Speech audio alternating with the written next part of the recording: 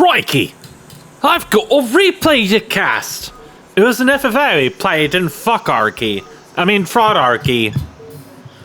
Why do they call themselves not frauds if they are frauds anyways? That's really confusing. So let's take a look at this game. We have Color Pony, who's not very colorful, actually more like a piss coloration if you ask me. We have Three Crow, who is Kiki Ann. We have, I believe to be Beaver. We have Shamble Wamble. And of course, the sitting president of the United States of America within the capital of Seattle, waiting for that dank cush Donald Jonathan Trump. By the way, every single person except for me picked Zerg, and I went random because, well, random gave me Zerg pretty much every other match in the night, except for this one where it gave me Poop Toss.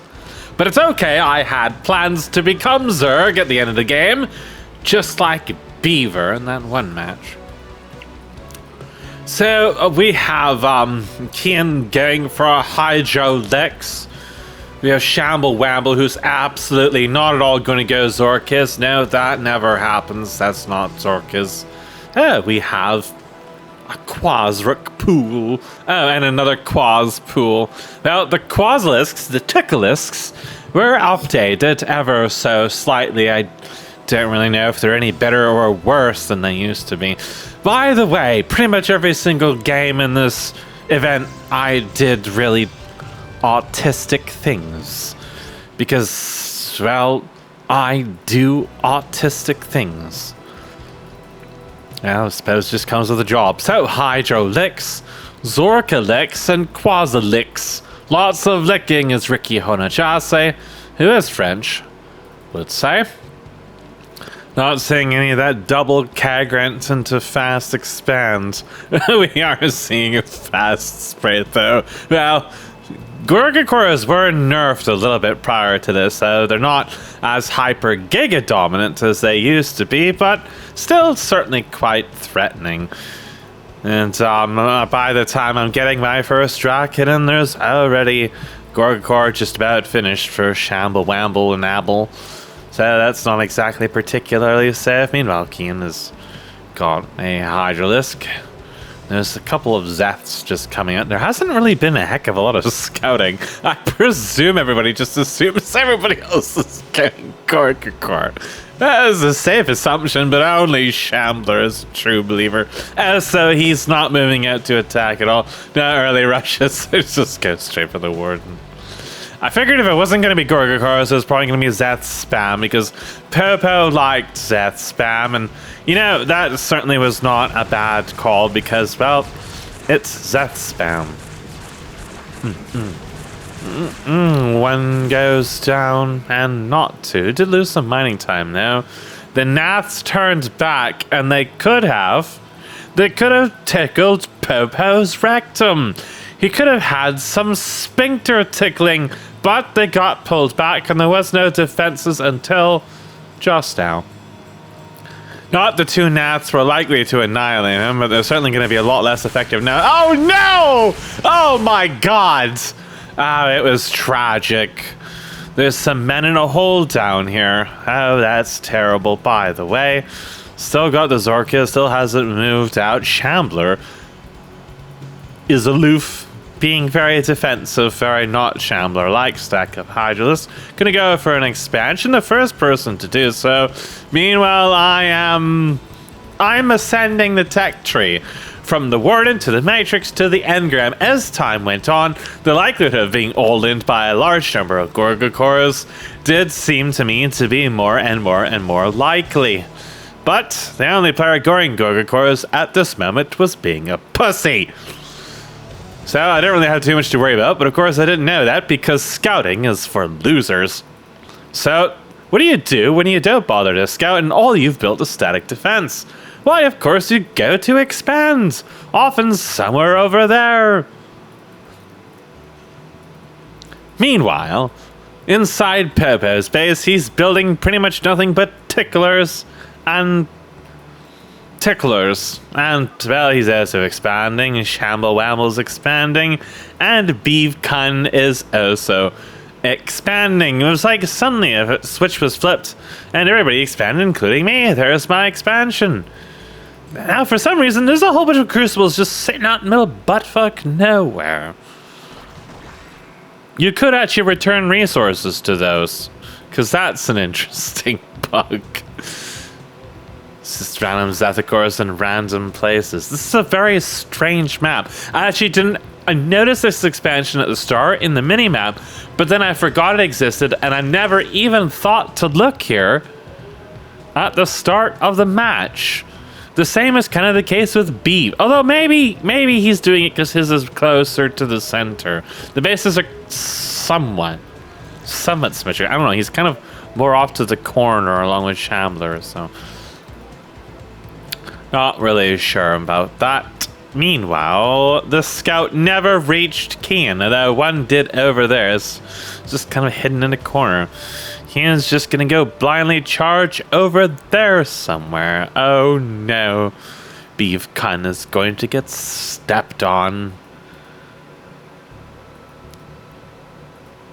Meanwhile, I did a DF and I started building witnesses. I'm sure I had a good reason why I was building witnesses, but then I had one and I didn't know really what to do with it, so it just kind of sat there. Then I discovered the queues were fucked for selecting both the embassy and the nexus. Meanwhile, Kian is punishing the only person on the entire map least likely to pose any real threat to him. Although that number of Hydras could have possibly caused issues for anybody else, except for maybe me with the engram. But it was just funny, he went to the one least likely to survive for sure. Well, Beaver hadn't really played too much Zerg and really wasn't sure what to do. So, he got stepped on. It's okay, he's got a brilliant idea. There you go. Meanwhile, as Zethicor is still chilling out there, more Hydrolicks are en route. Shambler, no all-ins, no aggression, just lots of spinning. Very wary about Gorgakors himself, which is why he's built 1,000 spraiths all over the bloody place. I just decided to mine across the map before building, yes, crucibles everywhere, because they turn engrams into machine guns. And again, still wary of mass Gorgakors. So, that was going to be sufficient for me. Plus, my base layout was kind of stupid, so if there's going to be a ground attack, it was probably going to come from somewhere besides up here, I figured. Probably down there. I actually never noticed this ramp here for a very long time. Meanwhile, Beaver is still being bullied and tickled. Nope. Kian has tasted the tickling. So Popo's been left alone, which is precisely why he is just going to become a monstrous pain in the ass to anybody. So there's an additional crucible and an engram. And some pylons, because, well, pylons are kind of squishy, so you've got to protect them. This base is up, but I often forget about it, to be fair with you. So, since I forgot about it, I realized, wait, I'm down expansions, I gotta expand more. Meanwhile, Popo is also expanding more, but more within his own base. And he's taking that one too, hell, why not? The secret beaver base has been found, and his poon has been punctured. Absolutely punctured. Just destroyed, annihilated. Except, is that one of his? No, that's one of Kian's. I looked at the map, and the map looks kind of teal colored, but the units are bluish. It's more like a cyan. So it's like a disconnect between those two colors, I feel like. So there is tier 2 coming for Shamble, Wamble, and Amble, whereas Popo's already got tier 2. I mean, he didn't really need to invest much gas into anything. So, in fact, I don't think he invested gas into anything at all. He built a couple of gnats, but that's kind of really about it. That and the random Larvosk is really it. So, Kian just walks past Shambler. No idea that he's even there, that he even exists. He's going to march across the map, come over here, which goes nowhere, and then decides to take the other way around. Same. TBH, guess who's typing again? By the way, the hydraulics gonna march up the ramp. That was immediately after I discovered that ramp was actually real. Now, this looks to be kind of dangerous, but it turns out I have a crucible with 2 engrams and a single warden over here. He goes behind the resource line, which doesn't really mean anything, so he doesn't have floating tons of money to begin with, and flows in single file as to apply as little damage to the engrams as possible. He does take out the warden, or the pylon, but he missed the other pylon that was right in front of him, so the engrams just kind of systematically annihilate everything. It's actually going to go Demiurge. I was going to stick to my plan to become Zerg, or at least obtain Zerg. Meanwhile, Shambler has a number of Gorga cores, a number of them, but he's not going to be able to evolve them or do too much to them for a little while. There's so many of them. That's a lot of Gorga cores. I have 2 military units, but you know what? I don't need military units. Let's say Shambler was to attack me. There's a good chance that if he fumbled his attack, even in the slightest, he would actually lose all of his Gorga cores on contact, such as the Wonders of Eris stacking in AoE.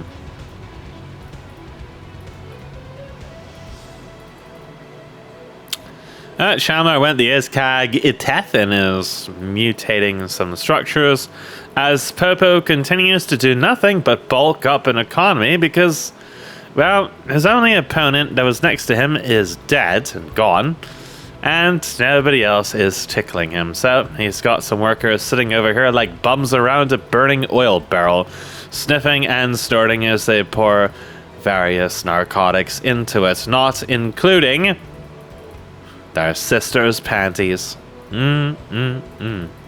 Straight from the VTuber Express. That's how they know it's from their sister. They recognized it. The successful member of their family is still providing, just completely unawares.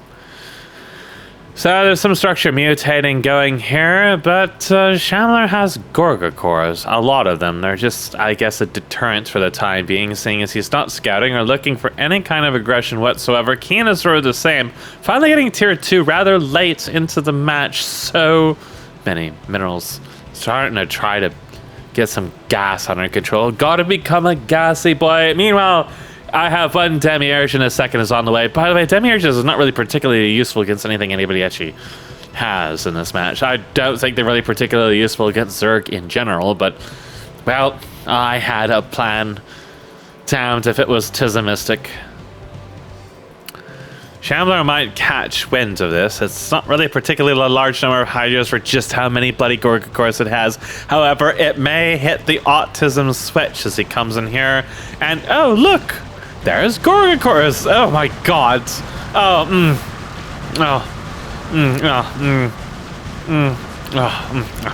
Oh, it's tickled to death. Some Gorga cores died, but certainly not in comparison to that. It's like I said, the autism switch has been flipped. Here they come. Some of them are kind of wounded, so if he had like 20 sprays that were upgraded, he could possibly do something about this. He absolutely has to do something about it. Anything to try to stop this unholy mass. As well, Popo just goes straight to tier 3. Hell, why not? It's gonna start morphing a bunch of hatch rusks over here, because hell, why not? Meanwhile, Kian is in a bit of a pickle. The Gorg meta is in full swing. And, well, tickling, tickling, and tickling. Focusing the tech structures, taking some damage there a little unnecessarily. But Kian doesn't really have too much. He's not panic building sprites or anything of that nature. He's completely bewildered by the hugging.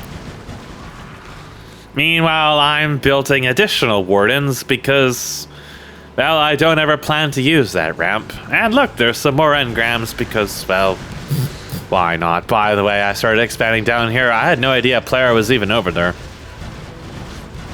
Getting absolutely tickled to death. Now Kian realizes, wait a second, I'm in danger. The Gorgo Swamp was left with 14 health, which could have turned into some basilisks, but I guess not.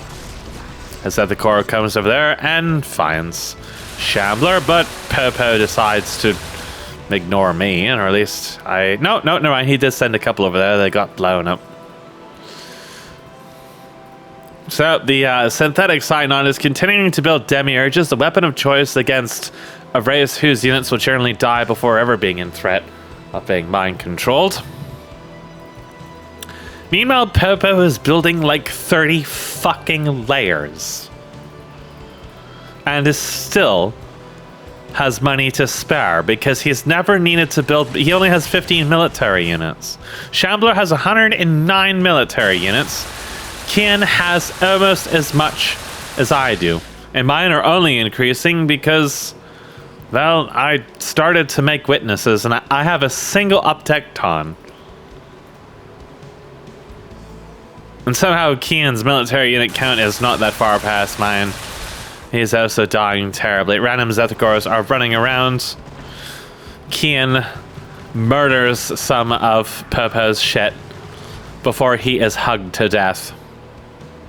Now, there are only 3 players remaining. That is 3. Popo is tier 3 and has the means to spam tier 3 units without much to really slow him down, except for the fact he hasn't actually expanded that aggressively. This expansion's untouched, and this one here is also untouched. He is starting to build over here. Meanwhile, I could see this being built on the ledge there. I told him not to do this, just like I told Kian not to do this, and unsurprisingly, he did it, and it ended absolutely terribly. The Aquifer is blocking all their shots, so the Engram just murder them. Meanwhile, a million Toss Girls appeared. You remember Toss Girl, don't you? Well, she has arrived to exact revenge on Shambler for existing. Yep, it's Calculus versus Toss Girls. Normally, I think the Toss Girls would annihilate them, but apparently they didn't. I'm actually really surprised by that. Apparently it has to do with the penetration, the way that the Calculus penetrates. This is a match I normally would think the Toss Girls would easily win, but apparently not. He says I'm gonna die because I said I have some demiurges. Oh right, he came over here with some crown units. I took his Zorusaleths. They're mine now. I said I was gonna become Zerg, I became Zerg. I had a single Star Sovereign. But I did spot all the Toss Girls with the Witness here. And I also spotted the Solverless. To be fair, I thought Popo had a lot more than he really did. So I was going to actually go straight for Fleet Beacon to go for Empyreans because, well, I didn't really feel comfortable with anything else against Solverless. The Demiurge took one of his circuits. Now, Shambler's in trouble now. I actually wanted to help Shambler here, but I thought that Demiurges would fare better against Solverless, and they really did. I think all I did was actually increase the number of Solverless he made.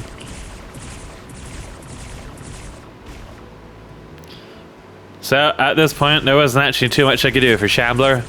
Shambler's days were numbered. He had all this money and yet no idea really what to do, so he was going over there and maybe just hoping that I would deal with Popo. Well, he wasn't wrong. I had spies elsewhere on the map and Tism was going to be afoot. Popo continues to slowly tickle Shambler to death as Shambler just lays down and takes it. Now, never mind, he sent in some Lyralisks to help the Solverless make more bodies. Not actually sure what he would do in this case. Actually, Gorgakors might work well. He's not exactly rich enough gas-wise to make a huge number of them, though. But I think Gorgakors might have worked. There's a million Zethagors being amassed as Popo continues to be choked by gas with all of his idle workers just sleeping over there. Oh, he found some of Shambler's material over here. Looks like this expansion might have been... I don't see any dead building there, so I don't think it was denied. I think Popo just kind of forgot it existed. No, Shambler's gonna die terribly. Meanwhile, my Imperians were slowly amassing, and I had some Star Sovereigns. Not the most terrifying opponent, but Popo was forgetting stuff until Shambler helped reminded him. But a nice fellow. Meanwhile, Shambler is losing his tier 3 without any real fight at all.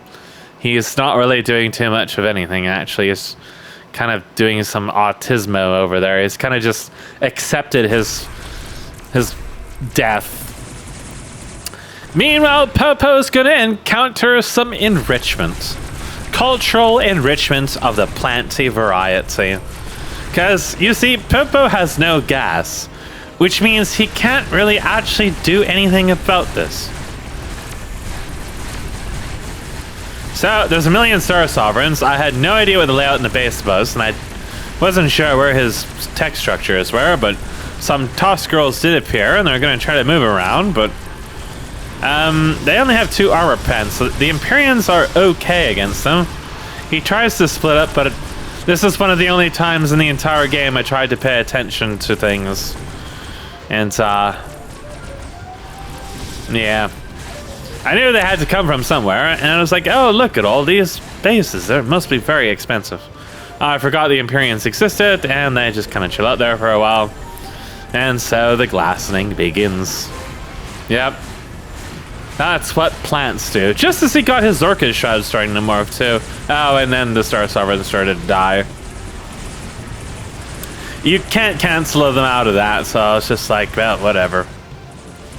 I went off to do other things as Shambler realizes, wait a second, I'm alive! And floats lots of money with random units burrowed around. Popo died in the exact same spot that Shambler died, actually.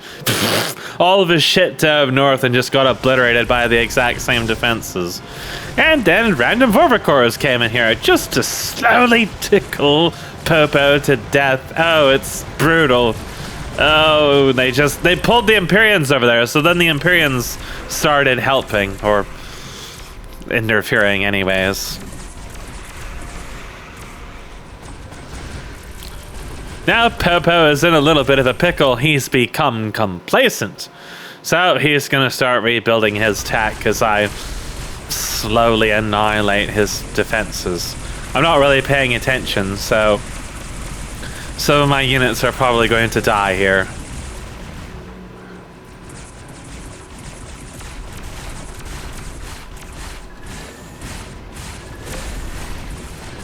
And away we go.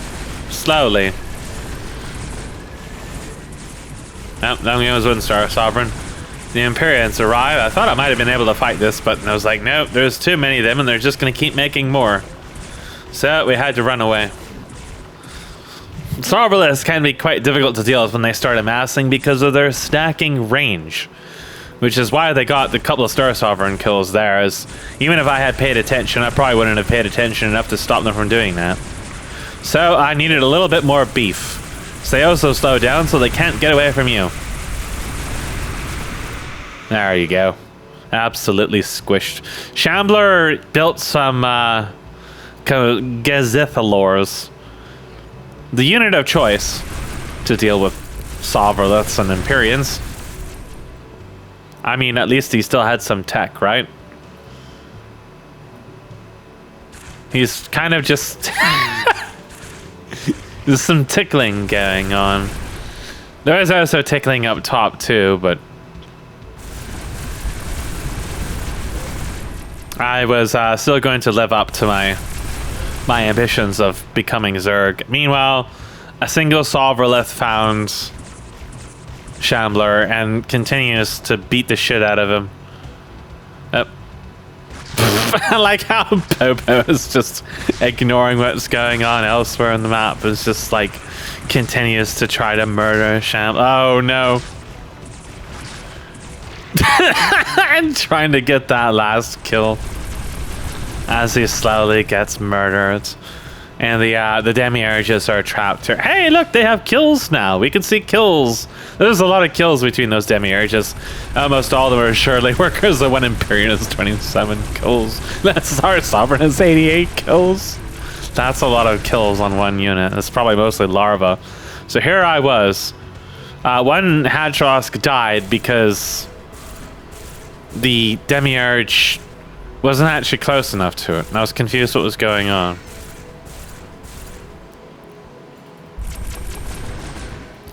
So Popo is desperately trying to tack up here. He made some Vithrilisks, but he's gonna need a few more Vithrilisks than that.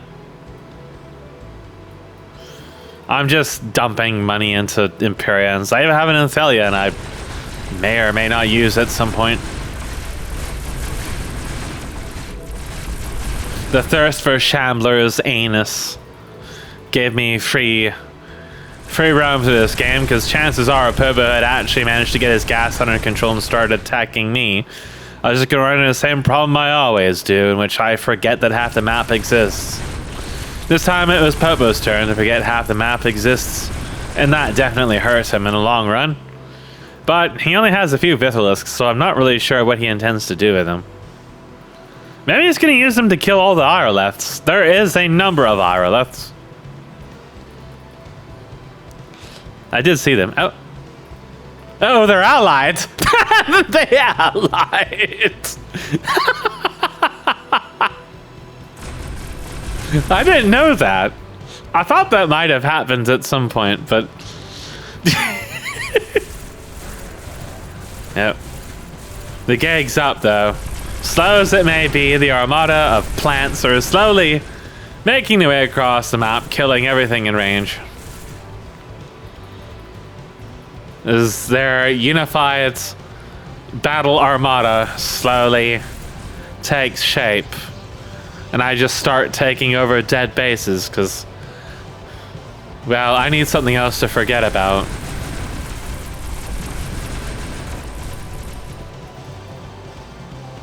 At least I kept my gas down. That's got to amount for something. I started making Zerg structures. At one point, a bunch of my eggs died, I think. I'm not really sure what happened. I kind of, like, forgot that they existed. And I was going to attack Zerg, but then I had no gas. But I had Zerg. It was the thought that counted. So, there was some tickling over here.